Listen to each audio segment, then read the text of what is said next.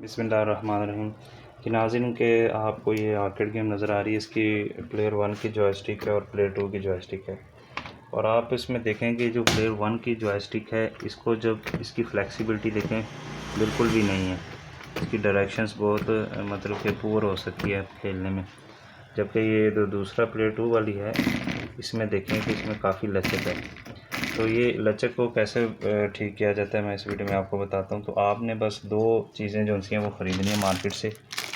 एक ये हड्डी होती है, ये जॉयस्टिक के नीचे अटैच होती है, और एक ये होता है, ये इसको सादे ज़बान में नलकी सेट कहते हैं।